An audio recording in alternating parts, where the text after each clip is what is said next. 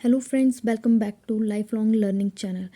Friends, इससे पहले हमने 3 डिस्ट्रिक्ट पढ़ के कंप्लीट कर ली हैं। अगर आपने अभी तक वो वीडियोस नहीं देखी हैं तो ज़रूर देखिए, आपको आने वाले हर एग्ज़ाम में हेल्प मिलेगी। आज हम डिस्कस करेंगे एक ऐसी डिस्ट्रिक्ट के बारे में जिसकी हिस्ट्री तो नहीं है, बट उसका जो भौगोलिक स्वरूप है वो टफ है। ठीक है, तो और वहाँ की जनसंख्या एचपी में सेकंड लास्ट लीस्ट है, और जहाँ एचपी की सबसे ऊंची चोटी भी है। जी हाँ, आप समझ गए होंगे कि हम बात करेंगे डिस्ट्रिक्ट किन्नौर की। तो चलिए स्टार्ट करते हैं आज की क्लास को। पहले बात करेंगे किन्नौर के प्रशासनिक रूप के बारे में।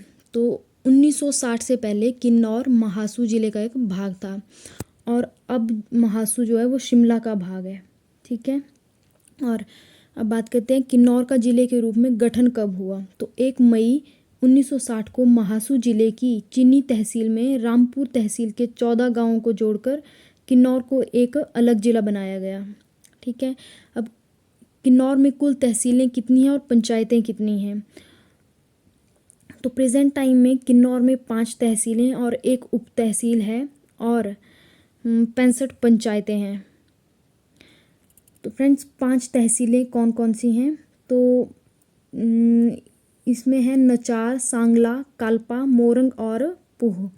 और एक उप तहसील कौन सी है, तो जो पुह है उसकी पुह तहसील की एक उप तहसील है हांगरांग।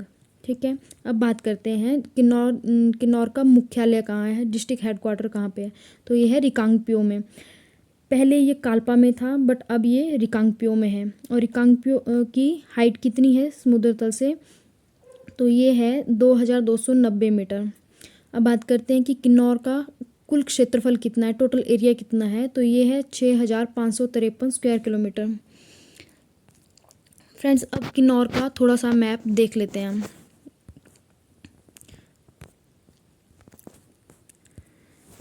तो फ्रेंड्स, जो किन्नौर के पूर्व में यहाँ पे तिब्बत है। ठीक है, और तिब्बत के साथ किन्नौर इंटरनेशनल बॉर्डर बनाता है, और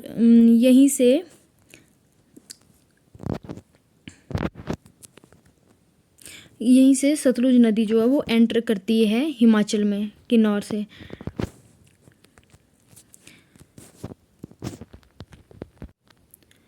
और किन्नौर के नॉर्थ वेस्ट में लाहौल स्पीति है, और इसके वेस्ट में कुल्लू है जहाँ पर के लिखा हुआ है। ठीक है, और इसके साउथ में उत्तराखंड पड़ता है जहाँ पे यूके लिखा हुआ है, और इसके वेस्ट में साउथ वेस्ट में पड़ता है शिमला।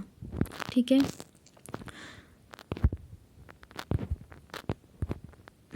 अब बात करते हैं कि जो पर्वत श्रृंखलाएं कौन कौन सी हैं।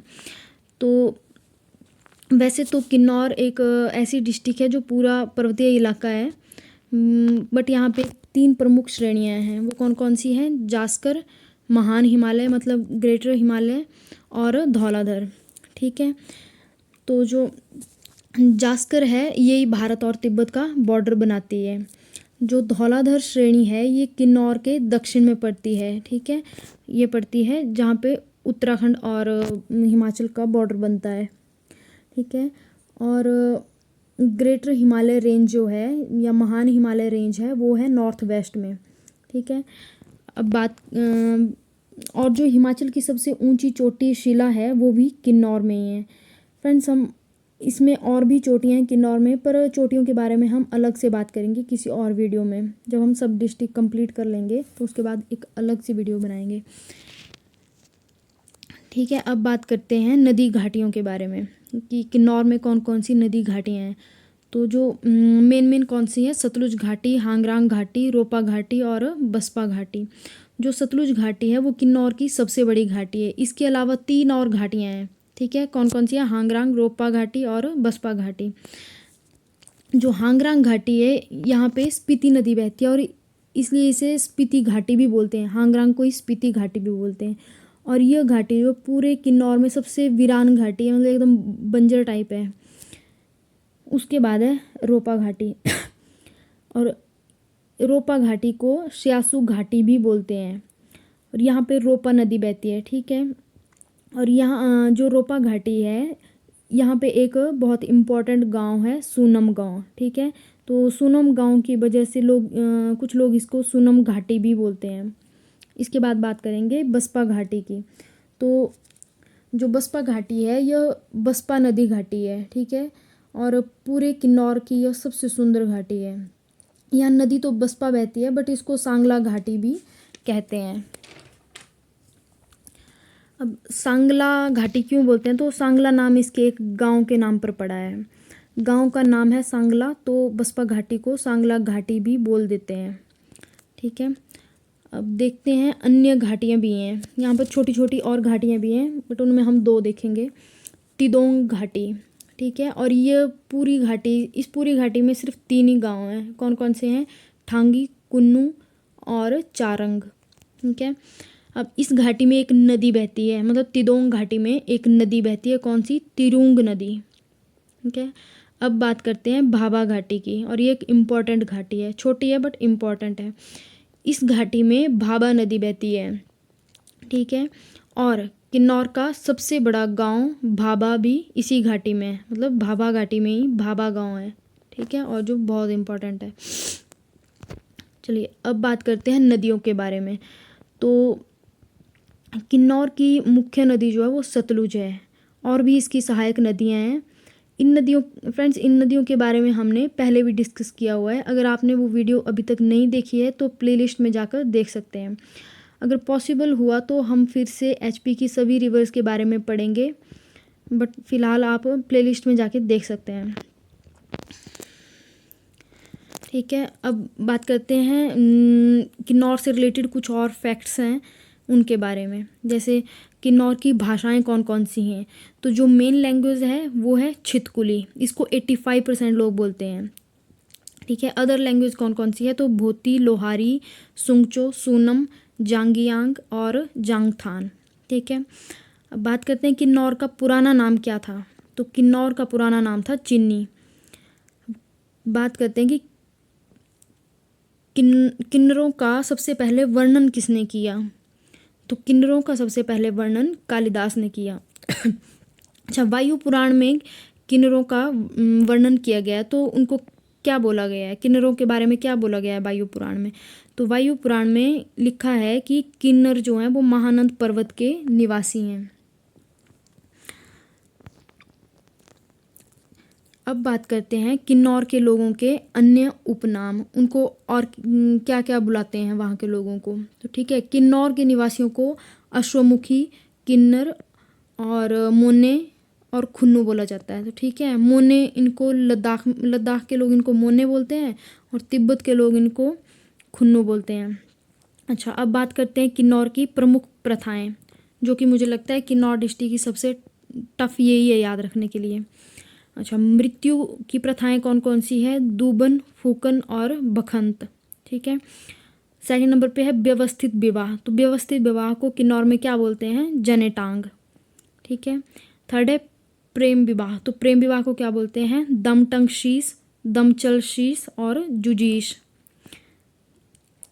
फोर्थ नंबर पे है भागकर किए जाने वाले विवाह को क्या बोलते हैं।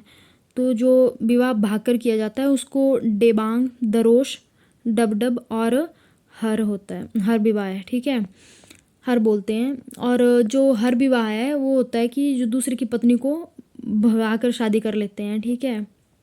और किन्नौर और बुशहर में बहुपति प्रथा भी है, ठीक है। फ्रेंड्स, हमें सुनने में अजीब तो लगता है कि किन्नौर में शादी की कैसी कैसी प्रथाएं हैं, बट वहाँ के लोगों के लिए तो ये सब नॉर्मल बात होगी, उनकी तो ये अपनी प्रथाएं हैं।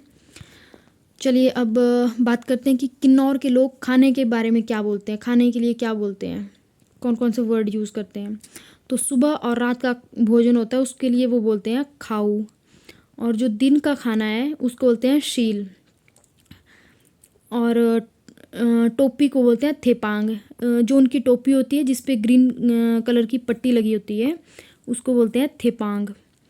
अच्छा, जो उनका अनाज भंडार होता है जिसमें वो अपना अनाज स्टोर करके रखते हैं उसको वो बोलते हैं कतियार, और मक्की को बोलते हैं छहा, देशी शराब को बोलते हैं धांती, और गेहूं को बोलते हैं जोट और रेजत, और जौ को बोलते हैं टग, छा, नन और छक। बर्फ़ी को बोलते हैं काउनी। व्यंजन को बोलते हैं सुतरेले। व्यंजन जो भी मतलब जितने भी उनके फेस्टिवल होते हैं और उनमें वो व्यंजन बनाते हैं उनको सुतरेले बोलते हैं, ठीक है। और जलेबी को सनकोले कहते हैं।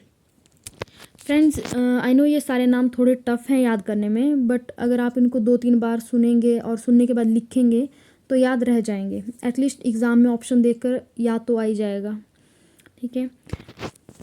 तो फ्रेंड्स, ये थी आज की वीडियो और किन्नौर के बारे में हमने ऑलमोस्ट सब डिस्कस कर लिया है। नदियों के बारे में हम अलग से वीडियो है, आप प्ले लिस्ट में देख सकते हैं। और अगर बाद में टाइम मिला तो अलग से वीडियो बना देंगे फिर से। और चोटियों के बारे में हम सब डिस्ट्रिक्ट का पढ़ने के बाद किसी अलग वीडियो में डिस्कस करेंगे। आई होप आपको वीडियो पसंद आई होगी। अगर पसंद आए तो वीडियो को लाइक करें और अपने उन सभी फ्रेंड्स के साथ शेयर करें जो भी एचपी के किसी भी एग्ज़ाम की तैयारी कर रहे हैं। साथ में चैनल को सब्सक्राइब करें। Thanks for watching. See you all in next video. Bye.